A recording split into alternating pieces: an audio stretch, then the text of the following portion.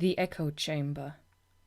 Last dawn, Shane had traveled to the summit of Tree Haven, and now Frida was leading him to its very depths. They spiraled down the length of the great trunk, and Shade again marveled at the sheer size of the tree. Down and down until they landed on the mossy bottom. He was aware of how much cooler it was, and the strong smell of soil and wood. He thought he'd explored every winding inch of Tree Haven, every passageway and hollow, and he'd never noticed the small archway in gnarled wood which Frida was scuttling down on all fours. He followed her through and down, and instantly he knew he was beneath the earth.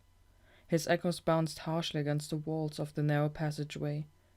"Here we are," said Frida up ahead. The floor of the tunnel fell away, and Shade gladly opened his wings and swooped down into a large cave. He felt the cold seeping through the stone walls and thought, "Winter." And then he heard the wind, or at least he thought it was the wind. But as he flared his ears, listened harder, he realized it was voices he was hearing, bad voices, so many of them, mumbling, over one another, like a ghostly breeze through leaves. It made the flesh beneath his fur crawl. "Who's down here?" he asked, faltering. "Nobody," said Frida. "I'll show you." "They're voices. You see. This way." Frida led him deeper still, down to the bottom of the cave, and then landed on a narrow ledge. In a small niche in a rough stone, Shade saw a panel of mud and mulched up leaves. The voices were coming from behind it. "Quickly now," Frida told him, and pushed through the soft center of the panel with her nose. He didn't know what to expect. Maybe a mournful chorus of ghosts, maybe only one with 1,000 weeping mouths. He found himself in a surprisingly small, completely round, and totally deserted cave. But it wasn't truly deserted. All around him, like currents of warm air, were voices moaning at his ears, getting caught in his fur, his wings. "Fold your wings tight," Frida said, carefully closing the mud panel behind Shade, "and stay still." He barely breathed. Still the voices seemed faint and far away, but he could hear them more clearly now that they swirled around. "In the winter of that year, owls took their revenge. 50 newborns died in the nursery. Rebellion crushed after the battle." And he realized they were echoes, bouncing off the walls of the cave, again and again and again. "See how smooth the walls are," Frida whispered. "It took years to hollow them out, polish them. Generations. But it had to be smooth, or else the echoes would snag and fade. Here they can bounce for centuries. It's not perfect. Sound escapes even through the door they so carefully built, and which I tend to every spring. Sound gets old, loses its power."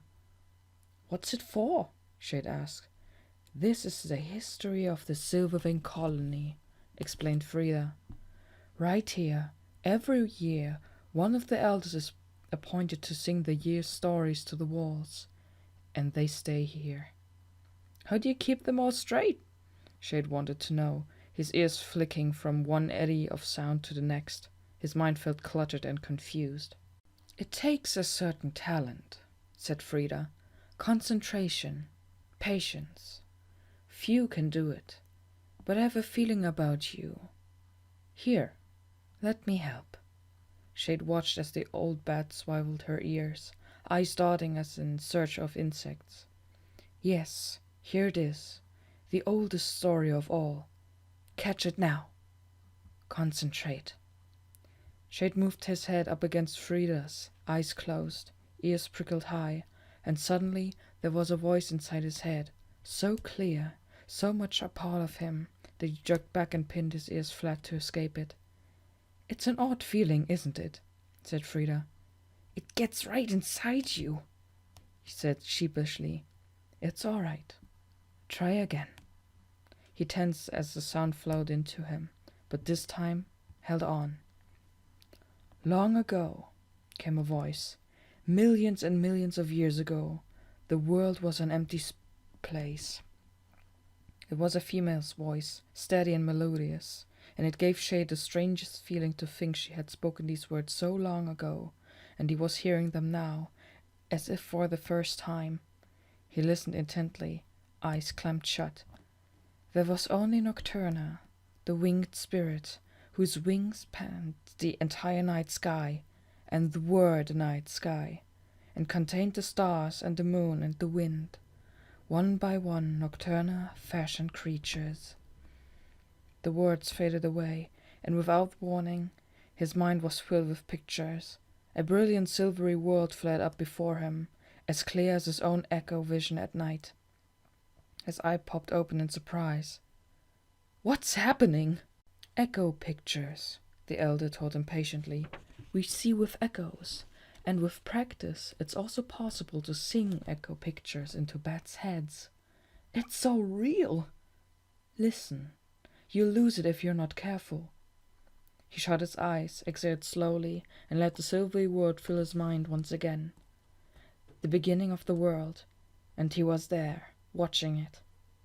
He soared past 1,000 different birds, skimmed over 1,000 different beasts on the ground. The earth steamed. He could almost feel the heat, the newness of things. He saw bats, lifting from trees, beating their way through the air. And it was full daylight. The sun burned high in the sky. "We were allowed then," he muttered, incredulous. "We were allowed to see the sun." The scene changed abruptly, and he was at the top of a giant tree, and all around him raged a huge battle. Birds dived down at beasts, fighting with their claws and beaks, carrying the smaller victims away and dropping them into their death. But the beasts fought back, leaping up and snapping the birds in their jaws, smashing them with taloned claws. The beasts scaled the trees, destroying nests, pouncing on birds in the branches. Shade looked down with horror and saw a wildcat scrambling up his own tree toward him, and he cried out in alarm. But at that moment he was suddenly higher in the sky, overseeing things from a great, safe distance. "A war!" Shade called out excitedly to Frida, his eyes still closed, still watching. "The great battle of the birds and the beasts," he heard Frida say. "But why?" "No one knows what started it." He noticed something. "Where are the bats?" "We refused to fight. Each side asked us to join them, but we said no." The silvery images in his head shifted again, and he was flying over a ravaged forest, the trees naked and broken, the earth pockmarked with animal holes and trenches. He knew the battle must have gone on for a long time, years and years. He soared down over a great field and saw beasts and birds gathered there together, holding some kind of important meeting. "The peace treaty," he heard Frida say. She was listening along with him. The bats were there too, and all the other creatures seemed angry with them, shouting and pointing. A great owl spread its wings in judgment, and a huge wolf threw his back head and howled. The bats flew, spiraling up into the air, spreading across the sky. And suddenly it was night. "What happened?" Shade cried. "The beasts blamed us for losing the battle. The birds branded us cowards for refusing to fight. Listen." The voice that Shade heard at the beginning came back into his head now. "For millions of years we have lived in the dark. The sunlight hurts our eyes now. The winged spirit, Nocturna, was angry with the other creatures for banishing us. Though she could not undo what had been done, she gave us new gifts to help us survive. She darkened our fur so we might blend in with the night. She gave us the echo vision so we could hunt in the dark. But the greatest gift she gave us was the promise." There was a brief silence, and then, "Long ago, millions and millions of years ago, the world was an empty place." The message had come full circle, and Shade shifted his head out of the echo stream. He felt as if he'd been away for a long time. He turned to Frida. He'd heard of Nocturna before.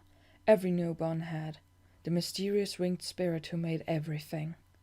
But he'd heard so many new things, and was so knotted up inside with emotion, he He scarcely knew where to begin. "We didn't do anything!" he exclaimed. He'd expected something terrible, some crime that would make him shudder and feel ashamed of his ancestors. "They banished us just because we didn't take sides in the war. To the birds and the beasts, we were cowards and traitors. But before then we could really fly in the day? Is that true? We were free?" "I believe so, yes." "What's the promise?" "That's here too," Frida said, tilting her head around the echo chamber. "Let's see if we can find it. It's one of the oldest here." Shade knew Frida could find it in a second, and then she was trying to teach him how to use the echo chamber.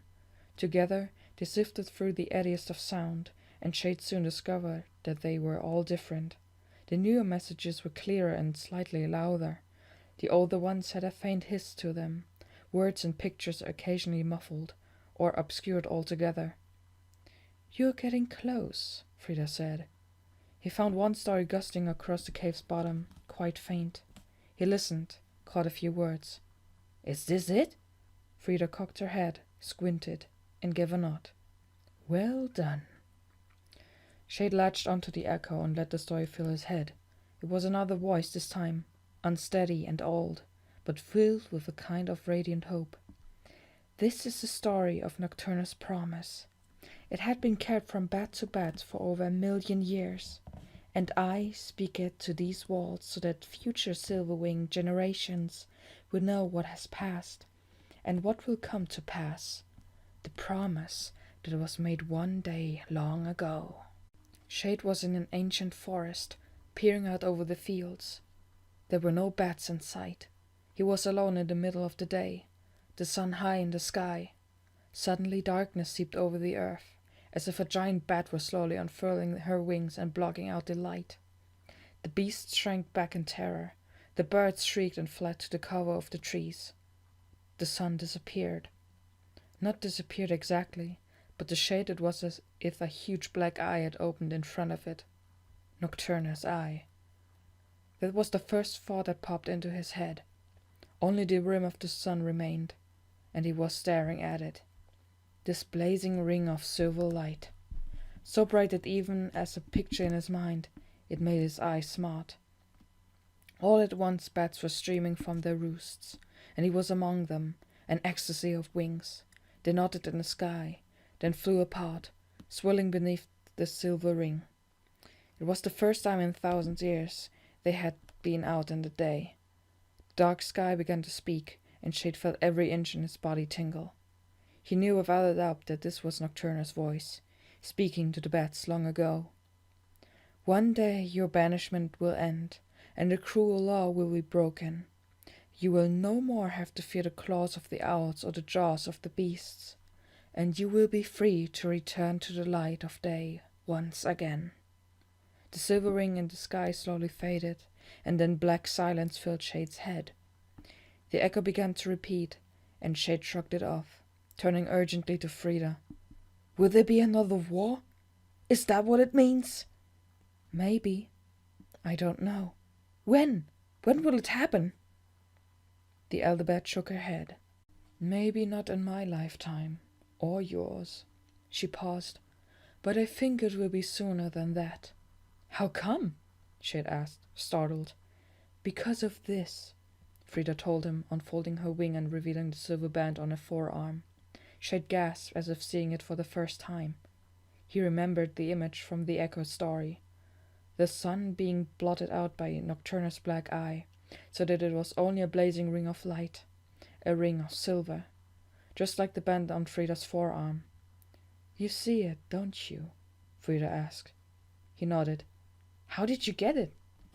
"The humans gave it to me when I was young. Not much older than you, really. There were a couple of us in the forest one night, and they took hold of us and fastened the bands, and let us go. I believe it's a sign, Shade. A sign of the promise to come. I don't know what part the humans will play in it, but I believe they've come to help us in some way." Shade sent a delicate wash of sound over the band and picked out the human markings around the rim. He could only wonder at their strangeness, the curves and sharp edges. He'd seen owl scratchings once, and raccoon hieroglyphs, but they were by far the most complicated. "May I?" he asked. "Yes, of course," Frida replied, extending her forearm. Shade touched the band with the tip of his claw. "Did the humans give bands to anyone else?" "Not for a long time. So long I began to wonder if they meant anything at all. But 2 winters ago, yes, they came again, and banded some males." "My father," said Shade instinctively. "Ariel told you, did she?" "No. She doesn't talk much about him." Frida nodded. "You used to tell all the newborns these stories, the ones you've just heard. That was years ago, but most of the elders thought we should stop. It was no use thinking about the promise, they said. Something that might never come. That's how Bathsheba thinks. They didn't want any more bloodshed. About 15 years before you were born, a rebellion sprung up, but the bats didn't stand a chance against the owls. They fought anyway. We fought, I should say." "You did?" Shade asked, gazing again at the scars on Frida's body.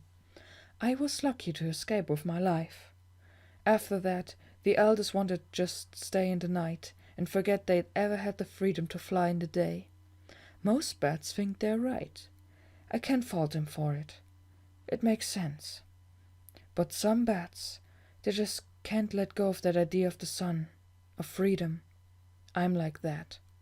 And your father was too." "Mom said he was killed by owls." "He flew off somewhere just a few nights before we started our journey back north. He didn't tell anyone where he was going. At least, I never heard of it.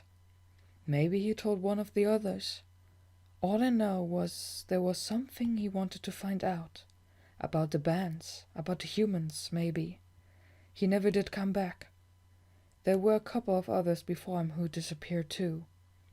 "Mom just said he was foolish for wanting to see the sun." "I know that she never agreed with his views, and she wants to protect you, Shade. She might not have told you the whole truth, but I suspect there's a lot Cassiel never told her either. Try not to be angry with her." "We should fight them," Shade said with a cold, sudden fury. How could the other Silverwings be so feeble, letting the owls and the other birds and beasts tell them what to do for millions of years? What right did they have? "If all the bats would fight, then we could—" But Frida was shaking her head. "No, not even your father thought that, Shade. He knew we wouldn't win in battle. That was obvious. He thought there was something else coming. Something we needed." Shade looked away, ashamed at his outburst. He felt immensely tired, as if he'd lived through all the stories in the echo chamber. "Why did you show me all this?" he asked. What was the point, he wondered. There was nothing he could do to change the past, bring his father back, or even change the future. He was a newborn runt in a Silverwing colony in the middle of nowhere. Frida smiled at him, and he didn't find the deep wrinkles in her face so frightening anymore. "You're not like the others. I see something in you, a kind of brightness I don't want to be smothered. You're curious. You want to know about things. I've been watching you. You're a good listener, too. You'll hear things no one else can, and this is far more important than your size, Shade." He flushed at the compliment, and only wished he could believe it. He had so many more questions he wanted to ask, and there was a fluttering of wings outside the echo chamber, and Shade heard Mercurio's voice. "Frida," the message said urgently, "the owls are coming, and they have fire."